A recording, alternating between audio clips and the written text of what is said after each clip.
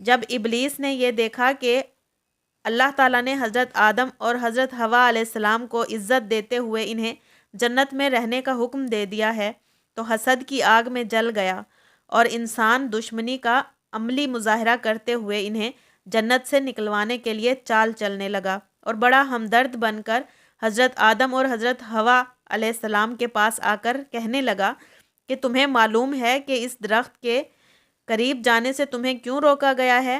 میں تمہیں ایک راز کی بات بتاتا ہوں۔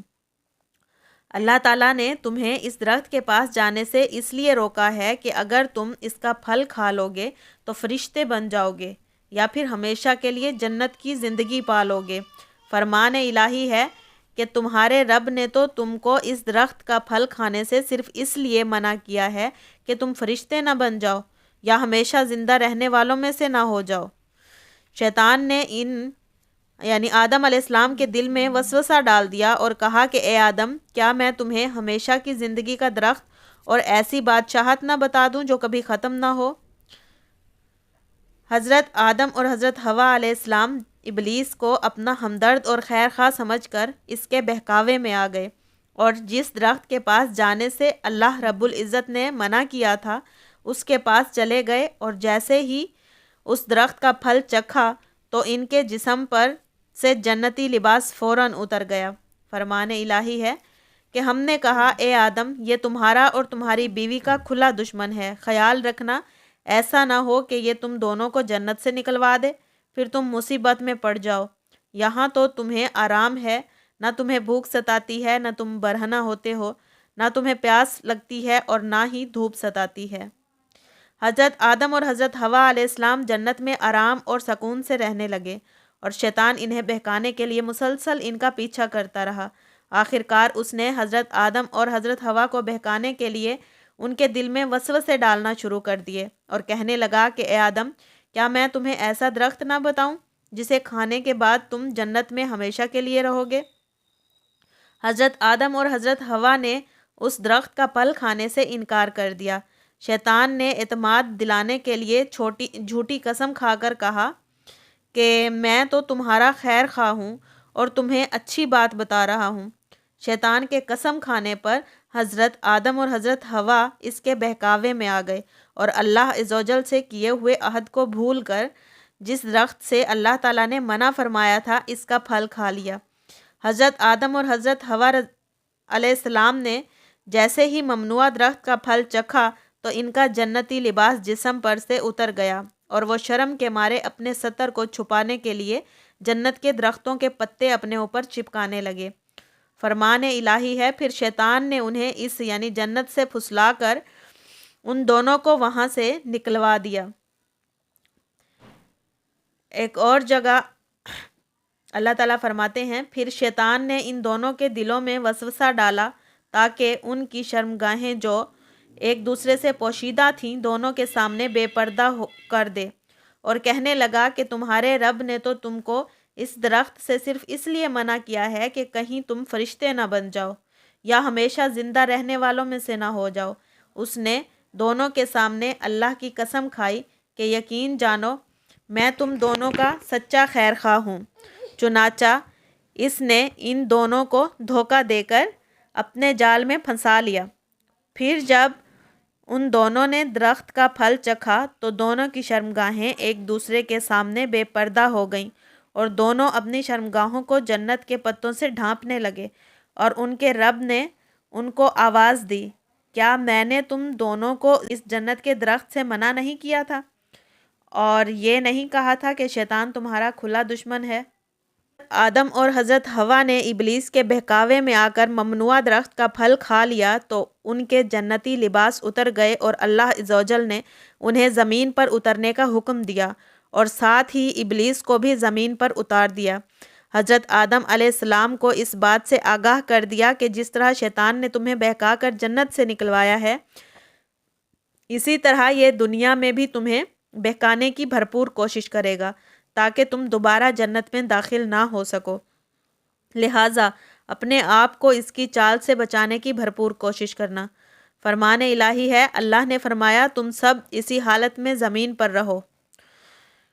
تم ایک دوسرے کے دشمن ہوگے اور تمہارے لیے زمین میں رہنے کی جگہ ہے اور ایک مقررہ وقت تک فائدہ اٹھانے کا موقع ہے۔ اللہ نے ایک اور جگہ فرمایا کہ تم دونوں یعنی انسان اور شیطان یہاں جنت سے اتر جاؤ، تم آپس میں ایک دوسرے کے دشمن ہو۔ اب اگر تمہارے پاس میری طرف سے ہدایت آئے تو جو شخص میری ہدایت کی پیروی کرے گا وہ نہ تو دنیا میں گمراہ ہوگا اور نہ ہی آخرت میں تکلیف اٹھائے گا۔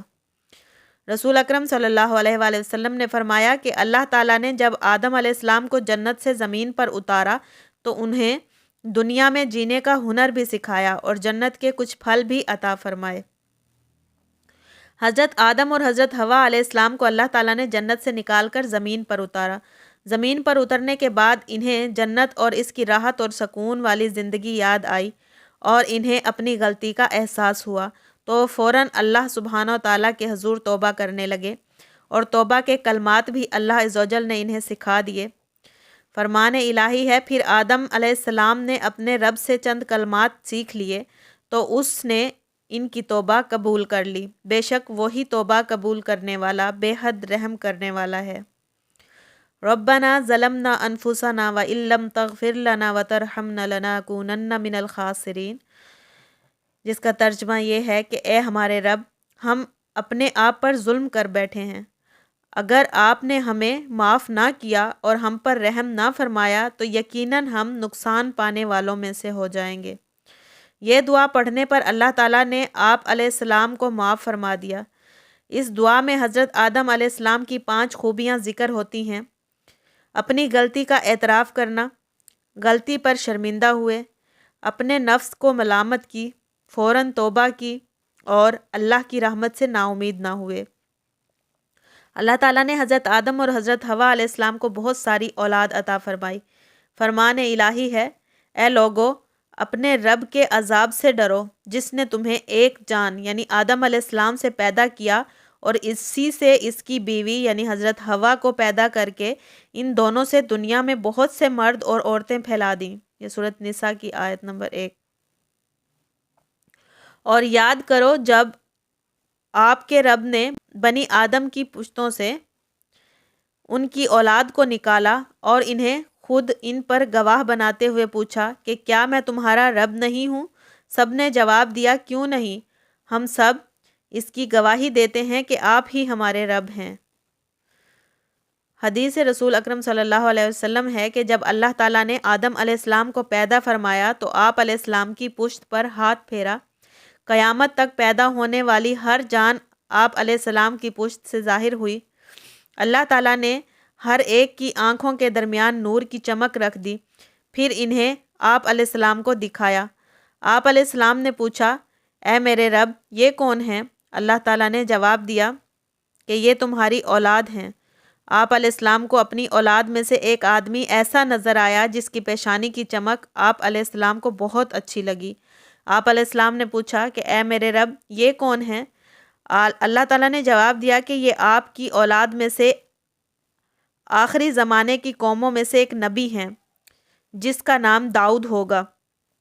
آپ علیہ السلام نے پوچھا، اے میرے رب، آپ نے اس کی عمر کیا مقرر کی ہے؟ اللہ تعالیٰ نے جواب دیا کہ 60 سال۔ آپ علیہ السلام نے عرض کیا کہ اے میرے رب، اسے میری عمر میں سے 40 سال عنایت فرما دیجئے۔ جب آدم علیہ السلام کی مقرر عمر ختم ہوئی تو موت کا فرشتہ ان کی روح قبض کرنے کے لیے آیا۔ آپ علیہ السلام نے فرمایا، کیا میری عمر میں سے 40 سال باقی نہیں ہیں؟ فرشتے نے عرض کیا کہ آپ علیہ السلام نے وہ 40 سال اپنے بیٹے داؤد کو دیے تھے، چونکہ آپ علیہ السلام نے انکار کیا، اس لیے آپ علیہ السلام کی اولاد میں بھی انکار کی عادت ہے۔ آپ علیہ السلام بھول گئے، اسی لیے آپ علیہ السلام کی اولاد بھی بھول جاتی ہے۔ آپ علیہ السلام سے غلطی ہوئی، اسی لیے آپ علیہ السلام کی اولاد سے بھی غلطی ہوتی ہے۔ یہ ترمذی کی حدیث ہے اور حضرت ابو ہریرہ رضی اللہ تعالیٰ عنہ نے اسے روایت کیا ہے۔ حضرت آدم علیہ السلام کو پیدا کرنے کے بعد جب اللہ رب العزت نے آپ علیہ السلام کی پشت پر ہاتھ پھیرا تو آپ علیہ السلام کی تمام اولاد آپ علیہ السلام کی پشت سے ظاہر ہو گئی۔ پھر اللہ عز و جل نے آپ علیہ السلام کے سامنے آپ علیہ السلام کی تمام اولاد سے اپنی توحید کا پکا عہد و پیمان لیا۔ فرمان الہی ہے، سورۃ الاعراف کی آیت نمبر 172 سے 73 تک۔ اور یاد کرو جب آپ کے رب نے بنی آدم کی پشتوں سے ان کی اولاد کو نکالا، انہیں خود ان پر گواہ بناتے ہوئے پوچھا تھا کہ کیا میں تمہارا رب نہیں ہوں؟ سب نے جواب دیا، کیوں نہیں، ہم سب اس کی گواہی دیتے ہیں۔ اللہ نے فرمایا کہ ہم نے یہ عہد اس لیے لیا ہے تاکہ تم لوگ قیامت کے دن یہ نہ کہو کہ ہم تو اس بات سے بالکل بے خبر تھے، یا تم یہ نہ کہو کہ شرک کی ابتدا تو ہمارے باپ دادا نے ہم سے پہلے کی تھی اور ہم ان کے بعد ان کی اولاد ہی تو تھے۔ پھر کیا آپ ہمیں اس فعل کی وجہ سے ہلاک کر دیں گے جو پہلے گمراہ لوگوں نے کیا تھا؟ حدیث سے رسول اکرم صلی اللہ علیہ وسلم ہے کہ قیامت کے دن ایک جہنمی سے کہا جائے گا، اگر تیرے پاس پوری دنیا کا مال و دولت ہو تو کیا تو فدیہ کے طور پر جہنم سے چھٹکارا حاصل کرنے کے لیے سب مال و دولت دے دے گا؟ وہ کہے گا جی ہاں۔ تب اللہ تعالیٰ فرمائیں گے کہ جب تو آدم علیہ السلام کی پشت میں تھا اس وقت میں نے تجھ سے اس سے بھی زیادہ آسان چیز کا وعدہ لیا تھا کہ میرے ساتھ شرک نہ کرنا، لیکن تو نے پھر بھی شرک کرنے پر ہی اصرار کیا۔ بخاری اور مسلم کی حدیث ہے جسے حضرت انس نے روایت کیا ہے۔ حضرت ابی کعب رضی اللہ تعالیٰ عنہ اللہ تعالیٰ کے اس فرمان کی تفسیر بیان کرتے ہوئے فرماتے ہیں کہ اللہ سبحانہ تعالیٰ نے تمام بنی آدم کو ان کے باپوں کی پشتوں سے نکالنے کے بعد جمع کیا اور انہیں جوڑا جوڑا بنایا، پھر انہیں صورتیں عطا کیں اور قوت گویائی عطا فرمائی، پھر وہ بولنے لگے، پھر اللہ تعالیٰ نے ان سے توحید الہی پر قائم رہنے کے لیے بڑا مضبوط عہد و پیمان لیا اور انہیں ان کے نفسوں پر گواہ بنایا کہ کیا میں تمہارا رب نہیں ہوں؟ سب نے گواہی دیتے ہوئے کہا کہ جی ہاں آپ ہی ہمارے رب ہیں۔ پھر اللہ عز و جل نے فرمایا کہ میں 7 آسمانوں 7 زمینوں اور تمہارے باپ آدم علیہ السلام کو تم پر گواہ بناتا ہوں کہ کہیں تم قیامت کے دن یہ نہ کہو کہ ہمیں تو اس کا علم ہی نہیں تھا۔ یاد رکھو کہ میرے علاوہ کوئی معبود برحق نہیں اور میرے علاوہ کوئی بھی پروردگار نہیں، لہٰذا میرے ساتھ کسی کو شریک نہیں ٹھہرانا۔ بے شک میں تمہارے پاس اپنے پیغمبروں کو بھیجتا رہوں گا جو تمہیں میرے ساتھ کیے ہوئے اس عہد و پیمان کو یاد دلاتے رہیں گے، اور میں تم پر اپنی کتابیں بھی نازل فرماؤں گا۔ سب نے کہا کہ ہم گواہی دیتے ہیں کہ آپ ہی ہمارے پروردگار ہیں اور معبود ہیں، آپ کے علاوہ کوئی بھی ہمارا پروردگار اور معبود نہیں۔ سب نے اس بات کا اقرار کیا۔ حضرت آدم علیہ السلام کو اونچا کر کے سب کو دکھایا گیا۔ آپ علیہ السلام نے دیکھا کچھ مالدار ہیں اور کچھ غریب، کچھ خوبصورت ہیں اور کچھ بدصورت۔ آپ علیہ السلام نے عرض کیا، اے میرے پروردگار، آپ نے اپنے بندوں کو ایک جیسا کیوں نہیں بنایا؟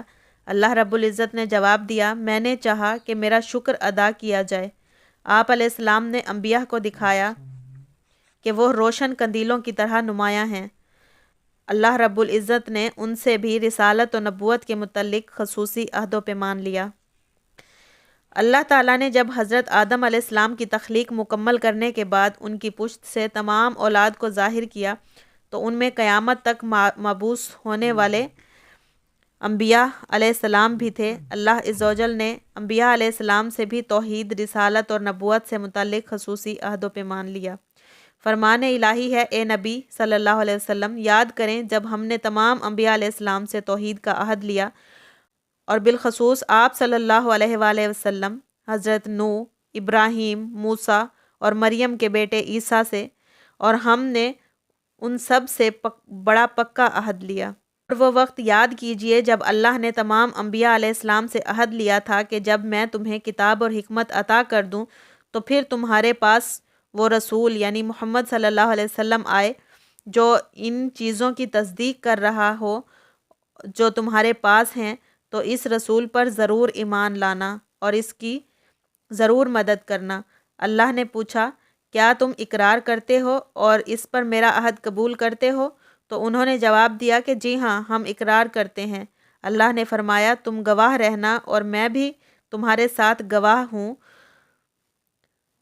پھر اس کے بعد جو بھی اس عہد سے پھر جائیں گے وہی نافرمان ہوں گے۔ فرمان الہی ہے کہ اے نبی صلی اللہ علیہ وسلم، آپ لوگوں کو آدم علیہ السلام کے 2 بیٹوں کا سچا واقعہ بھی سنا دیجئے۔ جب ان دونوں نے اللہ کے لیے قربانی پیش کی۔ ان میں سے ایک کی قربانی تو قبول ہو گئی اور دوسرے کی قربانی قبول نہ ہوئی، تو وہ کہنے لگا کہ میں تجھے قتل کر ڈالوں گا۔ پہلے نے کہا، بلا شبہ اللہ تقوی اختیار کرنے والوں کو ہی عمل کو قبول کرتا ہے۔ اگر تو مجھے قتل کرنے کے لیے اپنا ہاتھ میری طرف بڑھائے گا تو میں تجھے قتل کرنے کے لیے ہرگز اپنا ہاتھ نہ اٹھاؤں گا۔ بے شک میں تو اللہ سے ڈرتا ہوں جو تمام جہانوں کا رب ہے۔ میں تو چاہتا ہوں کہ تو اپنے ذمے اپنا اور میرا بھی گناہ لے لے اور پھر تو دوزخیوں میں شامل ہو جائے۔ ظالموں کا یہی بدلہ ہے۔ آخر کار اس کے برائی کی دعوت دینے والے نفس نے اسے اپنے بھائی کے قتل پر آمادہ کر دیا اور اس نے اسے قتل کر ڈالا، پس وہ نقصان اٹھانے والوں میں سے ہو گیا۔ پھر اللہ نے ایک کوا بھیجا جو زمین کھودنے لگا تاکہ اسے دکھائے کہ وہ اپنے بھائی کی لاش کیسے دفنائے۔ یہ دیکھ کر وہ کہنے لگا، ہائے افسوس، میں اس کوے جیسا بھی نہ ہو سکا کہ اپنے بھائی کی لاش چھپانے کی تدبیر نکال لیتا۔ پھر وہ بڑا ہی پشیمان اور شرمندہ ہوا۔ یہ سورۃ مائدہ کی آیت نمبر 27 سے 31 کا ترجمہ تھا۔ حضرت عبداللہ بن عباس اور دیگر صحابہ کرام بیان کرتے ہیں کہ حضرت آدم علیہ السلام اور حضرت حوا علیہ السلام کے ہاں ولادت کا سلسلہ شروع ہوا تو ان کے ہاں ہر بار ایک لڑکا اور ایک لڑکی پیدا ہوتے تھے۔ حضرت آدم علیہ السلام کو یہ حکم تھا کہ ہر لڑکے کی شادی دوسرے لڑکے کے ساتھ پیدا ہونے والی لڑکی سے کریں اور دوسرے پیدا ہونے والے لڑکے کے ساتھ پہلے پیدا ہونے والی لڑکی سے شادی کریں۔ حضرت آدم علیہ السلام کے ہاں ایک مرتبہ قابیل اور اس کی بہن پیدا ہوئی اور دوسری مرتبہ حابیل اور اس کی بہن پیدا ہوئی۔ سابقہ اصول کے مطابق قابیل کی بہن کا نکاح حابیل سے اور حابیل کی بہن کا نکاح قابیل سے ہونا تھا۔ اتفاقی طور پر قابیل کی بہن حابیل کی بہن کی نسبت زیادہ خوبصورت تھی، اس لیے قابیل نے چاہا کہ اس کی شادی حابیل کی بہن کی بجائے خود اپنی ہی بہن سے ہو جائے۔ حضرت آدم علیہ السلام نے قابیل سے کہا کہ اپنی بہن سے حابیل کو نکاح کرنے دو، لیکن قابیل نے انکار کر دیا اور سمجھانے کے باوجود اپنی ہی بہن سے خود نکاح کرنے پر اصرار کیا۔ حضرت آدم علیہ السلام نے ان دونوں سے کہا کہ تم اللہ تعالیٰ کی راہ میں بطور نذرانہ قربانیاں پیش کرو، جس کی قربانی قبول ہو جائے گی وہی حق پر ہوگا۔ حابیل بکریاں پالتا تھا تو اس نے ایک موٹی تازی بکری قربان کی، اور قابیل کھیتی باڑی کرتا تھا، اس نے گھٹیا قسم کا اناج اللہ کی راہ میں پیش کیا۔ دونوں نے اپنی اپنی قربانی میدان میں رکھ دی۔ آسمان سے آگ آئی اور حابیل کی قربانی کو کھا گئی، جو اس کی قبولیت کی علامت تھی۔ قابیل کی قربانی جب قبول نہ ہوئی تو اسے غصہ آیا اور اس نے اپنے بھائی حابیل کو قتل کر ڈالا۔ جب حابیل قتل ہو گئے تو قابیل نے کھلے آسمان کے نیچے ان کی لاش کو رکھ دیا، اس لیے کہ اسے دفن کرنے کا طریقہ معلوم نہ تھا۔ آخر کار اللہ نے 2 کوے بھیجے، ان میں سے ایک نے دوسرے کو مار دیا، پھر چونچ سے گڑھا کھود کر مردہ کوے کو اس میں ڈال کر اوپر سے مٹی ڈال دی۔ قابیل نے جب اپنی آنکھوں سے یہ سارا ماجرا دیکھا تو شرمندہ ہو کر کہنے لگا کہ ہائے افسوس، میں اس کوے سے بھی گیا گزرا ہو گیا کہ اپنے بھائی کی لاش دفن کرنے کی تدبیر بھی نہ کر سکا۔ رسول اکرم صلی اللہ علیہ وآلہ وسلم نے فرمایا کہ جتنے بھی لوگ ناحق قتل ہو رہے ہیں، ان کا گناہ آدم علیہ السلام کے بیٹے قابیل کے حصے میں بھی لکھا جا رہا ہے، کیونکہ انسانوں میں قتل کی ریت سب سے پہلے اس قابیل نے شروع کی تھی۔ یہ بخاری شریف کی حدیث ہے اور حضرت عبداللہ بن مسعود نے اسے روایت کیا ہے۔ جس نے اسلام میں کوئی اچھا طریقہ رائج کیا، پھر اس کے بعد اس پر عمل کیا گیا، تو اس طریقہ رائج کرنے والے کے لیے عمل کرنے والے کے برابر ہی ثواب لکھا جائے گا اور ان کے ثواب میں بھی کوئی کمی نہیں کی جائے گی۔ اور جس نے اسلام میں کوئی برا طریقہ رائج کیا، پھر اس کے بعد اس طریقہ رائج کرنے پر عمل ہو گیا، تو اس طریقہ رائج کرنے والے کے لیے عمل کرنے والے کے برابر ہی گناہ لکھا جائے گا اور عمل کرنے والوں کے گناہ میں بھی کوئی کمی نہیں کی جائے گی۔ یہ مسلم شریف کی حدیث ہے اور حضرت جریر بن عبداللہ رضی اللہ تعالیٰ عنہ نے اسے روایت کیا ہے۔ حضرت ابی کعب رضی اللہ تعالیٰ عنہ فرماتے ہیں کہ جب حضرت آدم علیہ السلام کی وفات کا وقت آیا تو انہوں نے اپنے بیٹوں سے فرمایا کہ اے میرے بیٹوں، میرا جنت کے پھل کھانے کو جی چاہتا ہے۔ بیٹے پھل کی تلاش میں نکل پڑے۔ سامنے سے فرشتے آتے نظر آئے جن کے پاس حضرت آدم علیہ السلام کا کفن اور خوشبو تھی۔ فرشتوں نے پوچھا کہ اے آدم علیہ السلام کے بیٹوں، تمہیں کس چیز کی تلاش ہے؟ بیٹوں نے جواب دیا کہ ہمارے والد صاحب کی طبیعت ناساز ہے اور وہ جنت کے پھل کھانے کے خواہش رکھتے ہیں۔ فرشتوں نے کہا کہ تم واپس چلے جاؤ کیونکہ تمہارے والد فوت ہونے والے ہیں۔ فرشتوں نے آ کر ان کی روح قبض کی، ان کو غسل دیا، کفن پہنایا، خوشبو لگائی اور آپ علیہ السلام کے لیے لحد تیار کی، پھر نماز جنازہ ادا کی اور قبر میں رکھ کر اوپر سے مٹی ڈال دی۔ پھر مخاطب ہو کر کہا کہ اے آدم کے بیٹو، تمہارے لیے مردوں کو دفن کرنے کا یہی طریقہ ہے۔ حضرت آدم علیہ السلام کی کل عمر 1000 سال تھی۔